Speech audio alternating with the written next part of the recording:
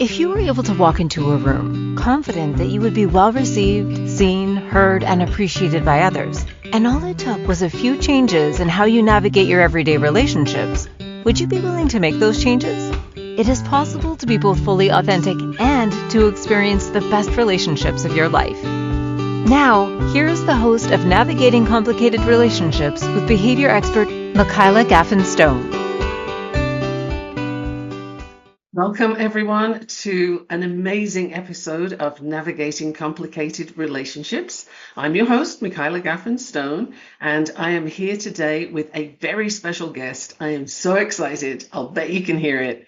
And his name is Mark Cheverton. More in a moment. I'm just going to read the intro because I love this. He wrote this, and it'll set you up nicely. So I hope you've got your coffee, your pen, paper, notepad, computer, whatever you need. Something I like pen and paper. Don't about you. So let's begin. Cameron Poole has a problem. Big problem. He's a bully magnet who struggles with anxiety. Being the smallest sixth grader at his summer camp, everything around him triggers his everyday struggles with his anxiety, his beast, making it impossible for him to do the same things other kids can do. In a constant state of worry, Cameron feels like a perpetual failure, his self-esteem crushed. It's bad enough, but when Cameron learns that mythical monsters are trying to invade his camp, things go from bad to worse. Can Cameron control his anxiety and confront his beast while battling an army of minotaurs, banshees, ghouls, golems, and other nightmarish monsters? Fiction writer Mark Cheverton is a highly accomplished author who makes a real difference in children's lives by bringing awareness to problems faced by today's kids. Through his writing, Mark provides a safe platform for kids and their parents and their teachers to explore a variety of coping strategies, and above all, lets the child know that they are not struggling alone. Mark and myself are here this week teaming up to bring you a really valuable episode on helping kids with anxiety. You do not want to miss this, so make sure that you're not multitasking, make sure you're paying attention, and Mark, welcome to Navigating Complicated Relationships. Thank you so much, Michaela. It is wonderful to see you here today, and I've been excited about this since we set it up. It's just me too. So, shall I jump into questions? Sure. Okay. Do you want to say something a little bit about yourself first before I go into all the questions? Yeah, so I'm a full-time author. I got there through kind of a strange path. I was a high school teacher I studied physics in college and have a bachelor's and a master's degree in physics. I taught high school physics for 15 years and then moved into industry and worked as a physicist for General Electric for 15 years, working at their R&D facility. And then I started writing books, and I found I have a flair for writing books. Who knew? And so now this is my 27th book that I've written. Okay, that's just your typical physicist, isn't it? Typical path for a physicist is teacher to physicist to child author. Yeah. Yeah, absolutely. Age-old 27 tale, right? books. 27 books. Wow. Yeah. That is so cool. I hope people are paying attention because there's some goodies coming for you. So, how did you start writing books for kids? Well, it's kind of an ironic story. I decided when my son was 4, I see the people at GE who are really successful, and these people are risk takers, and they're not afraid to try something really hard, and they're not afraid to try something, and they're likely going to fail, but they're going to try it anyways and figure out a solution. And those people are just shooting up the corporate ladder, and they're super successful. And I want that for my son. But we learn as kids by seeing our parents. And those traits of being a risk taker, trying really hard things, and you're probably going to fail, but you're willing to try it anyways, those do not describe me at all. I do not like failing. I get really stressed. I think I probably have some anxiety around doing things where I'm going to crash and burn. And so I want my son to learn these things, but he's not going to learn it from me. So I thought, I'm going to write some books. and make some really great characters with some great plots, and they'll have those traits, and he'll learn that from these characters. And so I I wrote think, my first book, tried yeah. to get it published. It was a catastrophic failure. Wrote three more, tried to get those published, and those all crashed and burned. They were just terrible.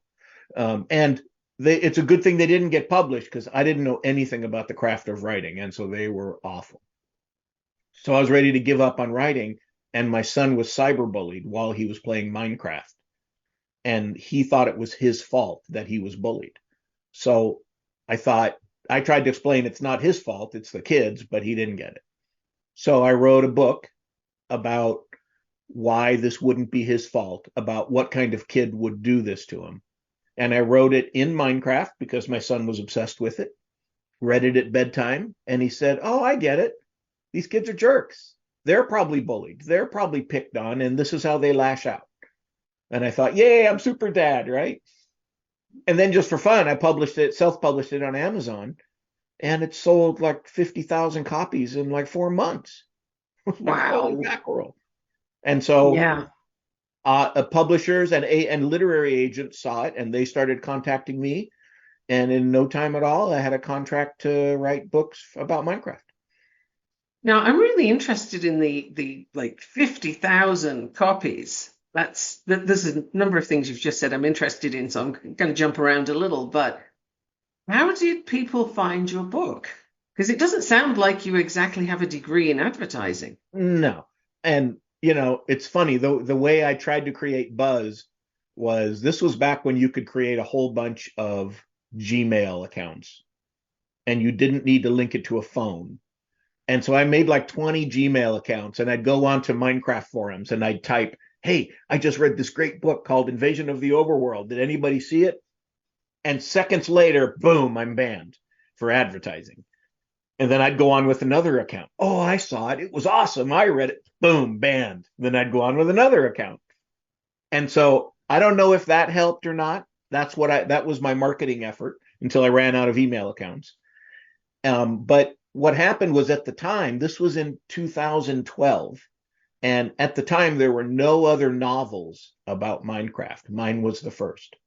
All of the books were how to build a castle, how to fight zombies, how-to manuals, all nonfiction. None of it was fiction. And so at the time, this was when Minecraft was exploding and kids were just hungry for anything.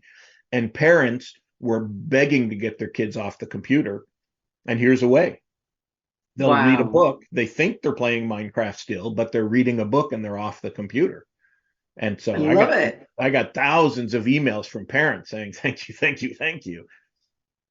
No wonder. So the timing was impeccable. Oh, Like, wow. absolutely. And Out I of just love the dumb luck. marketing. I love the marketing by spam. That's hilarious. Yeah. It's just, Yeah. I don't know if you could do that now, but Well, yeah, I don't think Gmail lets you, or Google lets you make accounts like that anymore because they don't want probably all these not. fake accounts sending things out. And Yeah, yeah. So I love that right at the beginning of your story there, you were saying that when your son was little, he was 4, and you looked at him and said, I want him to be able to do all these brave things and, and not be like me, because, we're raised a certain way. And I think when you can see that you don't want that for your child, that alone is a superb light bulb moment. But you actually had like several going off with this idea of writing something for him that he could then use. This developed later through the right. journey, I guess, from the anxiety. But I realized later that the irony of that was, what are the odds I'm going to be successful at writing a book and getting it published? Right? This is a really hard task. 99% of all authors fail at getting a book published. And so I was actually doing the thing I was trying to show him through my writing because I didn't think I had those traits. Right. So it was kind of ironic. No, I think it was perfect. This is like, if you believe in the universe playing a hand in what you do, if you believe in that at all, that was a superb Yep. example. If you Yep. don't, it was a remarkable coincidence Yep. that you ended up embodying exactly the thing you wanted him to learn that you didn't think you could teach. So I Right. think that's quite incredible. So if you had to choose, what would you say is the single most important idea you're sharing in your book that's really going to add value to the reader's life, the family's life? What, I what would you think say? the one thing is, so I addressed a lot of different issues because I wrote this first series. And while I was writing the third book in the series, I figured I'm going to write 3 books and that's it. And that's a huge accomplishment, right? 3 books published, that's incredible. While I'm writing the third book, the publisher calls me and says, "Hey, Mark, sales are really good. Don't kill the bad guy. We need another series." And so, okay, so, now I'm writing books 4, 5, and 6, and I'm working on book 6, and they call me again and they say the same thing over and over again. And I recognized early on that I have a megaphone that I can use to shout at kids and teach them something. And so every book I wrote dealt with a different theme, like bullying, like anxiety, sibling relationships, father-son relationships, everything. And I think the overarching theme through all of that is you're not alone. That kids are struggling with lots of different things, but there's other people out there struggling with the same thing. And I think that's really the overarching theme of all of my books, that you're not alone. And I have to say, this is why I'm so excited, or at least one of the reasons why I'm so excited you're here today, because I love that you're providing this for kids. It's so powerful and in a format that they can handle. I Mm-hmm. mean, I love that you have all these different areas that kids experience. So there's like a book for everything that comes up. Have you got these books into schools and libraries yet? Oh, yeah. And if not, when? I would say every school in the US has my books in their library, I bet. Oh, nice. When I contact schools and say, I want to do an author visit, they say, "You're Mark Cheverton?" Kids love your books because they're Minecraft, and kids love Minecraft, and they like my books. So I would say they're everywhere. In total, I don't know what the exact number is. I just know it's over 2 million books sold worldwide. So I know that there's a lot of them out there in a lot of libraries. I'm Oh, sure people listening at their public library, I bet they're there. that is so good to hear. I love it. And you go on sort of speaker tours or something as well? You go Yeah, and talk in I go to schools? schools and I talk with them about all the failures I had to endure before reaching any success as an author. Because I know for me, the thing that helped me to be successful was I never gave up. That first book was called The Crystal Tear. God, it was a terrible book, but it had 253 rejections when we stopped keeping count. I was And going to say not that you were counting. yeah, well, my son was learning graphing in school, so I was teaching him graphing. So he was graphing all the failures. And so the graph kept going up and up and up. He thought this was a lot of fun. I did not. But, that failed. And I thought, and what I say to kids when I'm talking to schools, you can't let other people define who you are. You got to decide for you if you want to stop or if you're going to keep going. And so I just kept writing because I found I have a passion for writing and I love writing. And it'd be more fun to be writing and successful. But if I can't be successful, I'm still going to write. And so I just kept writing. That's a really powerful stance for identity, right? Yep. Because if you identify as I am someone who loves writing and I write, then the part about success, not success, what that looks like, what that means, isn't so important because you're a writer anyway. So you're going to keep Yep. doing it. And I think that also, that whole experience embodied for your son and for other kids what it's like to keep going. You're actually doing the thing you're teaching them, which I Yep. love. This is superb. And you know what? This is kind of nuts, but we're already at our first break. I'm so excited I can hardly talk. We're already coming to the first break. Like, what happened? I only just started listening to you and talking with you. So Stay where you are. Don't go away. Anybody that's listening, make sure you're writing notes because Mark has got all kinds of good things for you. And he's going to tell you a few times how you can find him and where, because I want you to get all the goodies we have for you today. Don't go away. You are listening to Navigating Complicated Relationships. What if your relationships could be a source of delight instead of a source of struggle? In a world where human interactions are anything but straightforward, tuning in to Navigating Complicated Relationships with behavior expert Michaela Gaffen will offer you insights, tools, and a whole new level of understanding for you to use right now. Listen for Navigating Complicated Relationships with Michaela Gaffen Wednesdays at 12 p.m. Eastern, 11 a.m. Central, 10 a.m. Mountain, 9 a.m. Pacific on InspiredChoicesNetwork.com.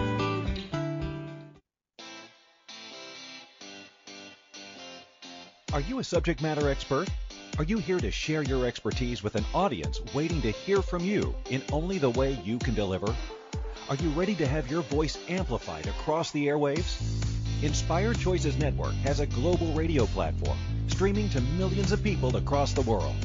Professionally produced and supported by an accomplished team every step of the way, you can broadcast from anywhere in the world, knowing your voice matters, and we ensure it is delivered with ease and efficiency. Eager to hear your message, the world awaits. Contact us today to become an Inspired Choices Network radio host. Email becomeahost@inspiredchoicesnetwork.com. This is Navigating Complicated Relationships with Michaela Gaffen. To participate in the program, join the live studio audience in our chat room at InspiredChoicesNetwork.com. You can also send an email to mickey@gaffenstone.com. Now back to the program. Welcome back, everyone. I am Michaela Gaffen, and I'm here today with Mark Cheverton, author extraordinaire and man who really sticks to his guns and goes for it. I love the story that we've had so far, and if you've missed it, I invite you to go back and listen to the replays later, not now, we still have more going on, and make sure you're making some notes because Mark has some gems for you today, not to mention some incredible books. Before we jump back into questions and, storytelling, which you're really good at, how can people find you, and let them know about your amazing website? Because I have checked out your website and it is a thing of beauty and there's so many goodies on there. Please let the people know. So my website is markcheverton.com. That's CHEVERTON.com. And a funny thing happened when I started writing my Minecraft books is I started getting stories from kids just out of the blue. Kids were writing their own Minecraft stories and sending them to me. And so I started putting them on my website. And this was really surprising because in general, writing is kind of terrifying, that you got to write something and you show it to people. And I was surprised that so many kids were doing this. And I think it's because they're subject matter experts. They really know Minecraft. So that fear of being wrong is removed, and that lowers the barrier for them to write, which I thought was kind of cool. And I learned there's a ton of research in education that if you let kids write what they want to write about, they will write much more than having them write that essay on Huckleberry Finn. Right. But anyway, yeah, so I started posting all those stories on my website. So there's a fan fiction page there. There's about 1,000 stories there from kids from all over the world. I got some that are in Spanish and Portuguese and French too. So you keep them all up? They all stay up all the time? At one point, I had to migrate from one thing to another. My website guy said I didn't understand it, but I ended up losing a couple of hundred stories, which was a bummer. I couldn't get them back. But now there's still about 1,000 of them there. There's like 70 pages of them. Wow. And so a lot of kids will go on and read the stories and then make comments about other people's stories, which is kind of cool. Of course, I'd see those comments and I have to approve them before I allow them to be posted. So anybody saying something mean or disrespectful, that comment gets blocked and that kid gets banned from my website because I wanted it to be a kid-safe place. But also I started working on some writing resources for kids. Like when I'm writing my books, and I want to describe a character, there's a strategy I use for character description. So I wrote a little mini lesson and I recorded a video of me talking about how I describe my characters or how I design my plots or all of those different things. And so there's 20 or so lessons on there for kids to help them with their own creative writing. And Wow. and I found a lot of elementary school teachers are using those in their classes to help their kids do their own writing. Now that's superb, and that's a beautiful example of exactly what I was telling everybody that's listening. You want some resources? Check out Mark's website because he has got resources for days on there, and you can play with it yourself. I don't think there's an age limit on playing with writing your characters, particularly if you've always been afraid to write. Yeah. Wouldn't you say? Oh yeah, absolutely. And these strategies, many of them are things that many professional authors use, like how to show and not tell, or how to show in your story that your character's afraid without saying he's afraid. Because saying he's afraid is a tell, and that doesn't connect with a reader. So there's strategies on how you show it. And so all of these Right. things are things that lots of authors use. It's not just stuff that I use. And I love that because if you're doing the show and not the tell, then that allows the reader to sort of identify with it without having to label it. Yep. And labeling things can be very tricky because, if you're labeling something or someone, then you stick them in that place and Yep. it's harder to move away from it. And it's Yep. also it's a whole other level to have to accept, right? Whereas if you can just sort of on an unspoken level identify with, oh yeah, I know what that feels like. I've been there. So that's Everybody has felt those chills down their spine or the goosebumps exactly. on their arms. Yep. No, that is a beautiful way to help kids express that. And Hmm. I'm all about communication. So giving this tool to kids who want to use it, like that's a beautiful thing. And maybe they thought they were going in a different direction and discover a love of writing as well. So that can be such a bonus. Yep. Now, I have another question for you. Yep. Why did you decide to write a book that deals with anxiety in kids? Because this is a subject I've covered somewhat in these episodes because so many kids have anxiety. Usually, there's a lot of that around. But post-COVID, it's crazy. Yeah. There's so much anxiety. Like, wow. So, Yep. what was the influence for you? So my son had anxiety, and it started when he was in second grade and he started having trouble going to school. He'd start getting an upset stomach. I thought the upset stomach was just a dodge, right? I used to pull that with my mom. It never worked because there's no evidence, right? You don't have a fever, you got an upset stomach. It's the perfect excuse to stay home from school. Never worked. And so he started saying that, and we're like, yeah, you're not sick, and he'd take the ear thermometer and he would do it lots of times until he'd get 99 degrees and say, yes, there it is. Because those things were so inaccurate, right? Right. And so he just started showing more physical symptoms that he wasn't feeling well, and he's not a kid that was usually sick a lot. And so we took him to our pediatrician, and the pediatrician says it sounds like he has anxiety. And his stomach is creating all of this acid because he's shifting into fight or flight, and his body is doing whatever it can to protect itself and keep from going to school. And we don't know why he was anxious about going to school, but it just got worse and worse and worse until I had to pull him out of school. My wife and I pulled him out, and I left my job at GE and I homeschooled him. And the anxiety disappeared overnight. Not completely, but Mhm. it was remarkable the positive effect it had on his quality of life and on ours too, because this was hard watching him suffer. And, It is very tough. oh, It's very tough. and Yeah. the hard thing is, and I've learned this from after writing this book, talking with a lot of parents who have anxious kids, that for me, I felt like a failure because I couldn't protect him. I knew what was coming, but I was forcing him to go to school, and I'm forcing this terrible, terrible anxiety on him. And what kind of father am I?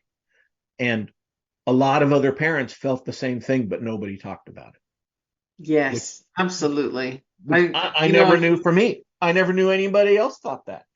you didn't know that you weren't on your own, Yeah, exactly right. I needed a book. right? Somebody needed to write that thing for I needed you. to write a book. Absolutely.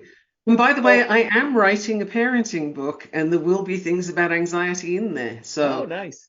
It's I important. have a publisher lined up for March for that one. So Nice. stay Very tuned. exciting. That's super Yeah. exciting. So, now he's in college. He's a junior studying computer science. He's just killing it. He's doing great. But a few years ago, I asked him, what was the anxiety? What did it feel like? Because I know what it looked like, but what did it Right. feel like inside your body, inside your head? What were you thinking? And the level of hopelessness and dread that he described for me was shocking. I Wow. was like, holy mackerel, I forced you to experience this every day. I felt even worse, right? And I knew as an author, I had to write about this because other kids needed to know they're not alone. And so I started writing the book and got it done and sent it to my agent, and she shopped it around and couldn't really get anybody to bite on a book about anxiety.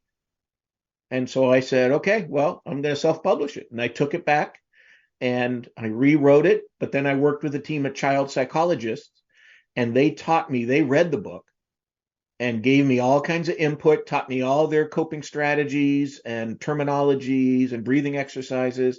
And I put all of that into the book. And not as here's a guide on what to do if you're anxious. It was the main character, Cameron Poole. He has anxiety in the story, and he encounters challenges, and those symptoms that my son experienced, I gave to the main character. Right. Wow, that's so powerful. And I mean, these days, so many kids have anxiety. I think it would be easier to find one that doesn't. Yeah, Post-COVID, with all the sort of social restriction where they just lost some really important years, yeah, whatever age you are, they lost important years of socialization. The anxiety levels are sky high. And I find people I'm working with, their kids anxiety is one of the big issues that comes up, which is why, I've addressed it a few times as well. And I was so thrilled to know that you have books that are exactly for that purpose because people really need the resources. right. And anxiety is crippling. It can just build and build and build until you Oh, yeah, can't do anything. The fear is immense. And for yeah, the parents, their fear for their child is immense. And then everybody is just in this state of paralyzed being. It's yeah. just, it's an awful thing to do. So having a book to associate those feelings with and work through, I think is a beautiful, gentle and self-paced way to handle anxiety because nobody's telling you what you have to do. Even better, nobody's telling you how you have to feel. It's Right. just you have pathways in your books, don't you, where, something's tried and at first it doesn't necessarily work, but then it does. Yep. Yeah. So I imagine a kid who's anxious reading this right away. They're going to say, and I just received an email from somebody who read the book saying Cameron's just like me, Right. which was great to hear. But as they're reading it, they're going to see Cameron struggle with anxiety, and then they'll try 4-7-8 breathing, which is a standard breathing exercise you give to people to help with anxiety. And the kid's going to see that in the story, and then it's going to be shown that the character is going to do that.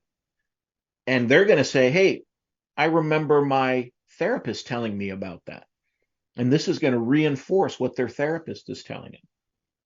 So that's beautiful. You're not replacing the therapist, you're enhancing and helping them. I Yeah. love it. And And you know and what? and I We're at the say next in it, break. and Mark, and we're at the next break. This is crazy.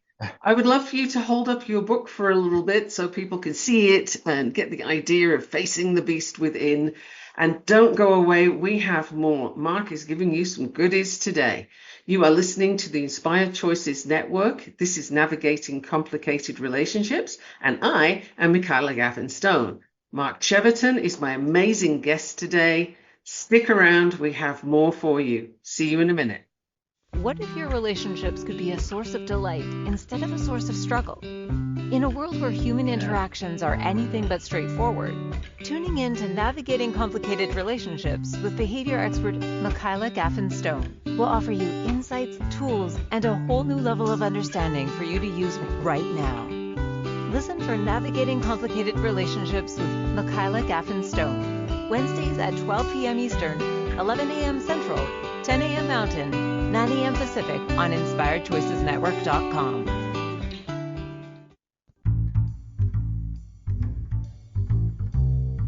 How wonderful would it be to carry your favorite Inspired Choices Network host with you throughout your day? Well, now you can.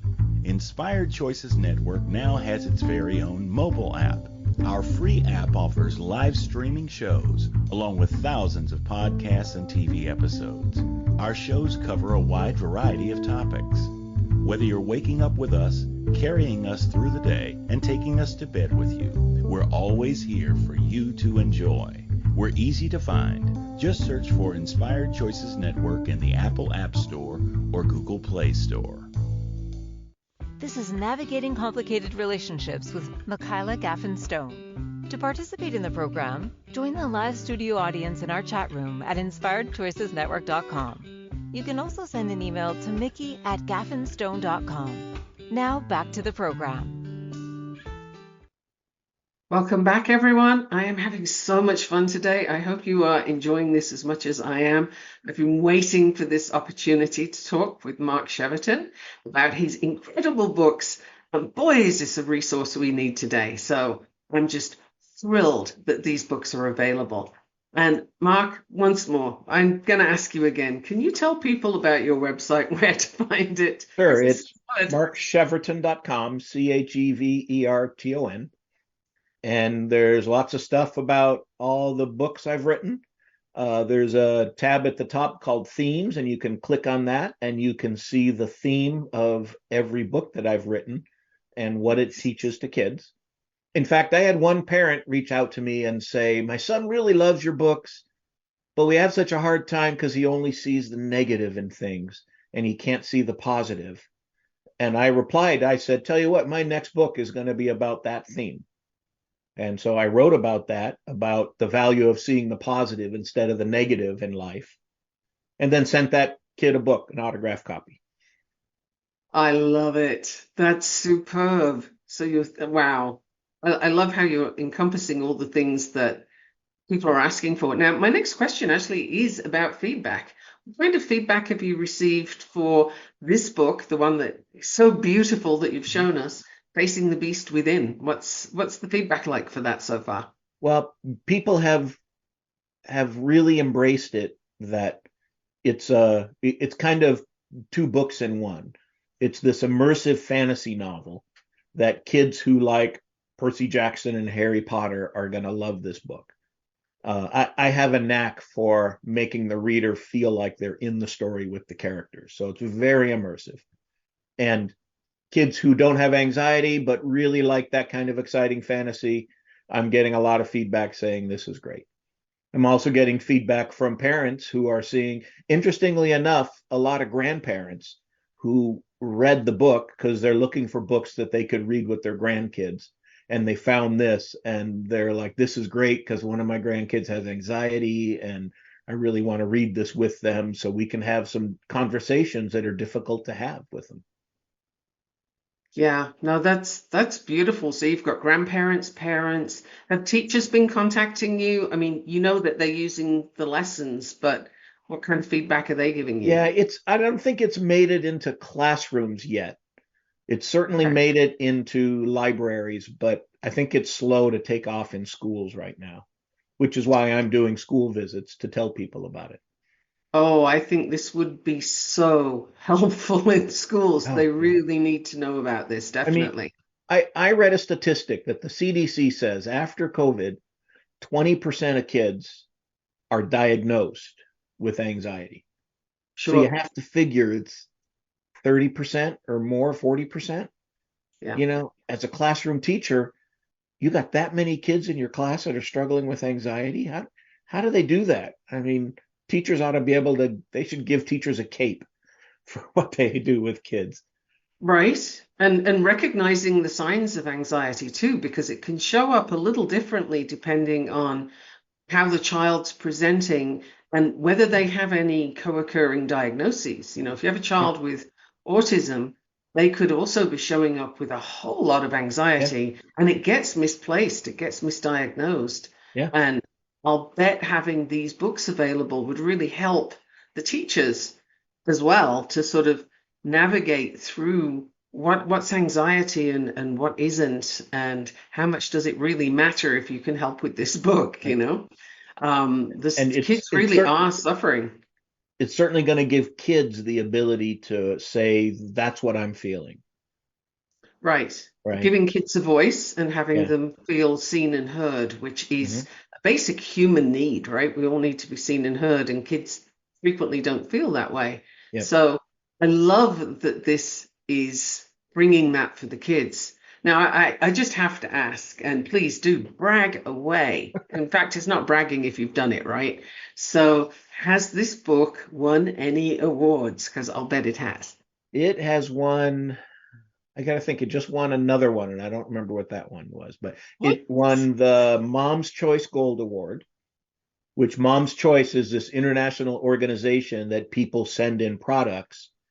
And you send in, I had to send in 10 books, I believe, and 10 parents read it. And then they decide, is this good for kids or not? And is this a gold, a silver, or a bronze? And gold is pretty hard to get. And I was happy that I received the gold award. And then the recently New York City Big Book Award for children's fiction, it won that. The 2023 International Book Award for children's fiction, it won that. I gotta see, there's another one. I love that you have to look it up. Yeah, there's the Pencraft Award. I was a runner up there. I didn't win, sad face. And there's the Colorado Independent Publishers Award. It won for the cover. I submitted it for the cover because I thought the artist did a great job and they should get some recognition. And so they did. Wow. So anybody listening and not seeing the book, because it is a beautiful book, the cover is quite awesome. Do show it again, Mark. There you go. Look at that. I want to read it. But just, know that it's a book of quality. You've got all these awards and they're all sort of carefully considered awards. That's just incredible. So tell me about your other books as well, because that one is amazing and it's up and out there right now. But the other books that you have, do they deal with mental health as well for kids? Yep. So the Minecraft novels, 24 Minecraft novels, all deal with some aspect. I don't know about mental health as much as relationships. Okay. Um, I found that I wrote a lot about fear and bullying because I think that was part of my childhood. Right. I was bullied, and then I was always afraid. I don't know why, because nobody noticed me in school. I was the invisible kid, but I always thought I was going to get beat up. I don't know why that is. So I was always afraid when I was in elementary school and in middle school. And I was always afraid I'd forget where my locker was at. That was my recurring nightmare in middle school. It's not knowing where Wow. my locker was. Um, Okay. Well, I'm but actually hearing some things here about why kids are anxious at school, These kind of things can come up for kids all over the place. yeah, I mean, I know I have a touch of anxiety. I have no doubt about that. When I'm working on something hard at GE and it's a hard project and I got to come up with a technical solution, I'm nervous. I don't sleep well when I'm having trouble with those kind of things, and so I know that's part of me as well. But yeah, there's multiple different themes about bullying and relationships and sibling relationships, and as I mentioned, not seeing the positive things. Maybe I wrote one about um, what was it? Judge. judge yourself by the friends you keep. Because Oh, some people will hang around toxic friends because they're popular, and people will judge you by the friends you have around you. And so I wrote a story about that, about whether that's a good idea or not. And in every one of my books, I have something that says just a thought, and I have a statement that talks about the theme of the book, and if so that's my megaphone message that I'm sending to the kids. very cool. Did you have much feedback from parents on that one? Because that would be a topic that many parents would be pulling their hair out over, Yeah. oh, why are they hanging out with these Yeah, kids? I had some say, boy, I wish I could. My kid read your book and they loved it, but they didn't hear what you were saying, and I wish they could, you know. And that's hard because middle school is brutal, right? And Hmm. people, there's this desire to be popular. And if you're popular, you're safe, right? And Yeah. kids want to Well, do that. historically, you're not going to get thrown out of the group and eaten by the saber-toothed tiger if you're the popular one, right? Yeah. That's how we're sort of wired. But And it's no also, one's going to pick on you if you're with the popular kids. And yes. maybe it's a defense mechanism. I don't know. Yeah, no, I'm sure there's a bunch of things at play. Self-esteem, if that's tied to Oh who they're yeah. hanging out with, then, it's a very fragile thing, which kind of can be anyway, especially for kids, because it's just developing. So that's an incredibly important theme. Are you going to write a second book on that? So, I've been asked to write some more Minecraft books, and I'm hesitant because the sales aren't great anymore for Minecraft books. But I've thought about doing something about focusing about relationships and writing about relationships. I Right. wrote some books about that were not Minecraft. After I stopped writing Minecraft, I wanted to write some fantasy novels. And because I'm a GE engineer and we're trained to go look at what space is available, if we're working on technology, we got to look at the patent space and see, is there white space there where we can file patents so we can protect our inventions and everything. So I treat everything like a GE project. And I went to the bookstore and I looked at the fantasy shelves and I saw what was there. And it's wizards and wizarding schools and dragons and zombies and werewolves and vampires and vampire schools. And I noticed the one thing in fantasy that wasn't there is giants. Oh, And so, okay, I want to write about giants. And I'm a smart guy. I'm a good writer. So I'm going to write about giants. I'm going to create a market all on my own because I'm that good. And so I wrote about giants. And I wrote about one book about kind of understanding the value of friendship. And I I wrote one love about this. feeling responsible for things that aren't within your control.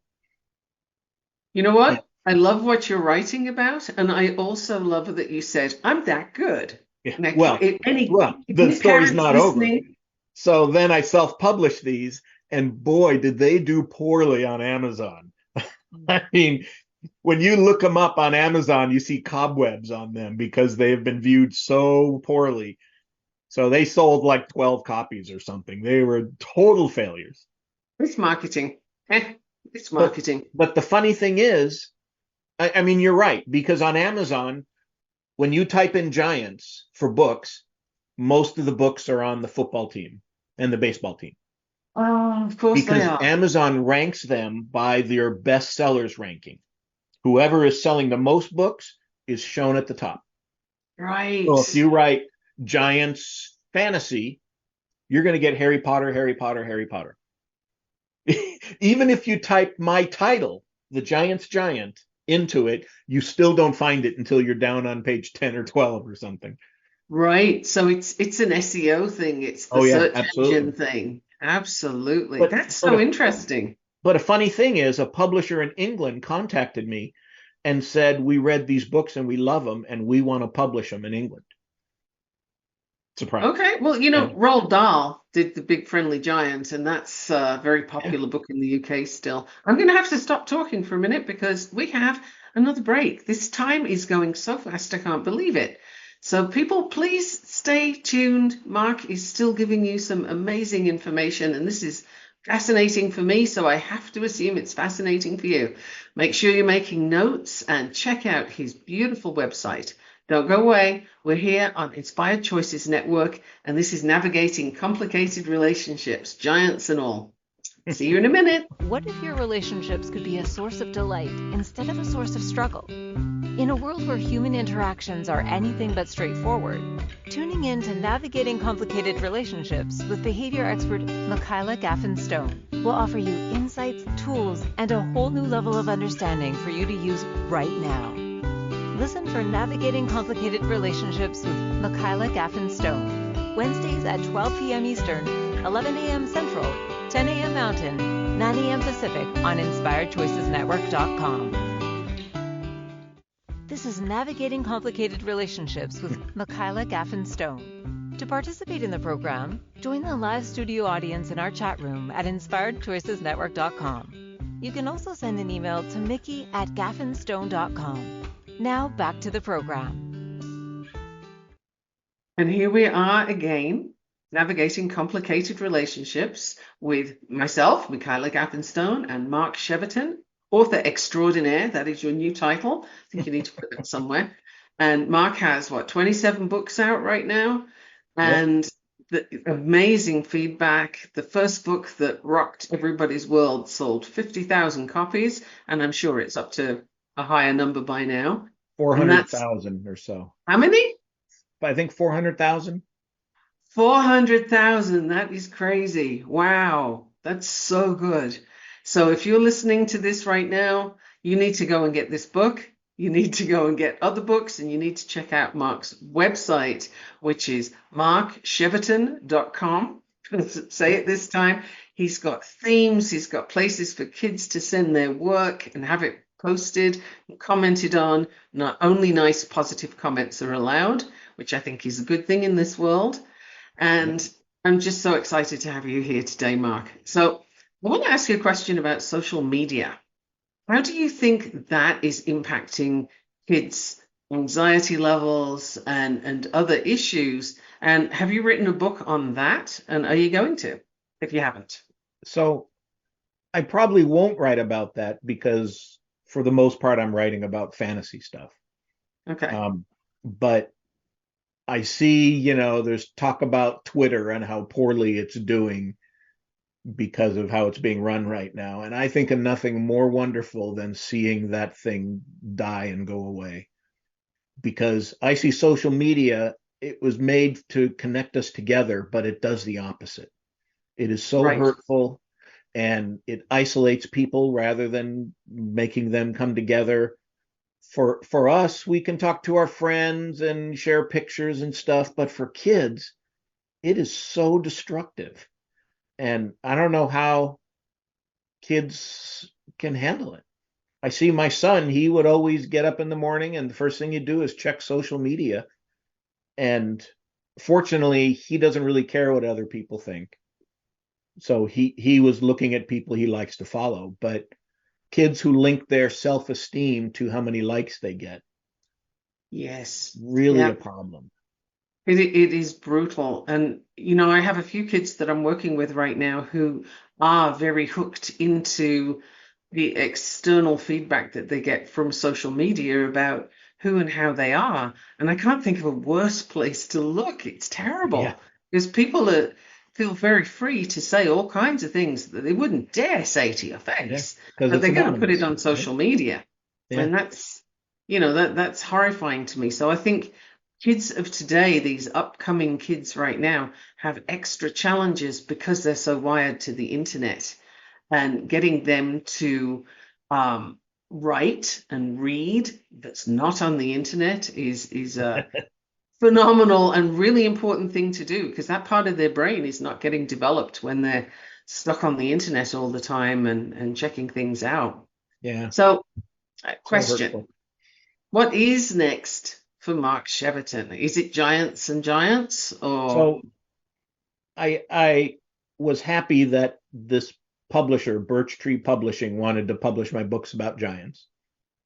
And so I'm actually finishing up I finished the third book in the series and sent it to them just this week.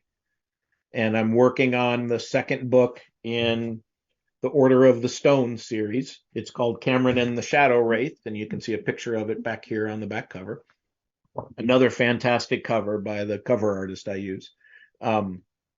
And so I'm working on that. And so I'm working on finishing the Order of the Stone series, this one, and the Giants of Stonehold all at the same time. It's a lot of writing.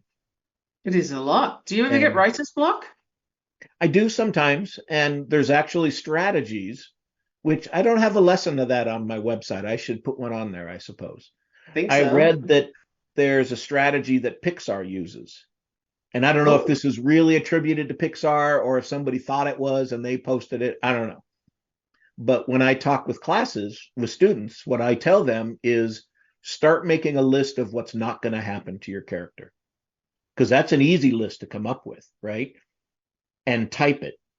And so my Cameron, Poole, my main character, they're not going to get eaten by an alligator. They're not going to fly out of a plane because they're in a boat. They're not going to turn into a popsicle. They're not going to hit an avalanche. And the fact of writing and thinking engages both sides of your brain. Because the thinking addresses, I always get it wrong, so I'm just going to guess. The thinking creative part does the right side of the brain, and the mechanical typing part does the left side of the brain. And when you engage both sides of the brain, you think much more efficiently and much more creatively.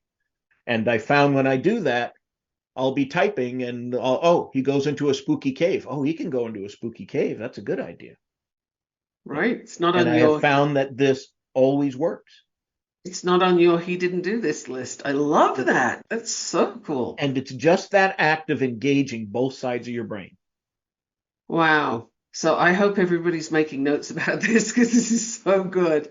And check out the themes so that you know which book you want to start with. Is there an order to the books that people need to follow? So there's an ideal order that is shown on my website, but the editors were very, very firm about kids must be able to pick up any book and read it, and it makes sense. Okay. So you need to figure out a way to weave in just enough backstory without doing an info dump, because info dumps are boring and people will set a book aside when they see an info dump. And so I was very careful about putting enough information in, and sometimes I didn't, and the editor would say, no, I don't understand why this is happening. You need to put more backstory in. Wow. So they can actually do it in any order. That's wonderful. I love that there is an order, but there doesn't have to be an order. That covers everybody's needs, parents and child, so the parents can keep track of what they're picking up, what they're buying. And I believe you have an offer today that you could tell people about, because we're coming to the end of the show already. Oh my goodness. Yeah. I do. So I wrote a couple of short Minecraft novels, one called The Virus, which is about this character that the Minecraft community created called Herobrine, and another one called Elytra Perils, where elytras are wings you can get in Minecraft to fly. And I wrote these books for the sole purpose of encouraging kids to read. And so I give them away for free. And there's going to be a link in the show notes or something, I think. Is that right? I believe so, yeah. And people can go and download these two books, and you can download an ebook or a PDF or whatever. There's no strings attached, and you can share it with friends and send it out to people. But it will get that Minecraft fan who doesn't like to read, it will get them to read. Now that is absolutely beautiful. So there's 2 free books for people, no strings attached. They can just read them and enjoy. There's a website full of resources, no strings attached, they can enjoy, and a place where their kids can comment. I absolutely love this. Like, that is value, value, value. And I don't know if you could see it, but in all of my books, my self-published books, I put a flip book in. I saw that. It's gorgeous. Kids love I love that too. We're going to have to go. We've got 5 seconds left. This is crazy. Mark Cheverton, thank you so much for coming today. This has been awesome. Thank you for listening I love to it. the Navigating Complicated See you next Relationship time. Show. Bye. Michaela returns Wednesdays at 12 p.m. Eastern, 11 a.m. Central, 10 a.m. Mountain, 9 a.m. Pacific on InspiredChoicesNetwork.com. Until then, remember every relationship is a journey, and with the right tools, you can create stronger, more fulfilling connections.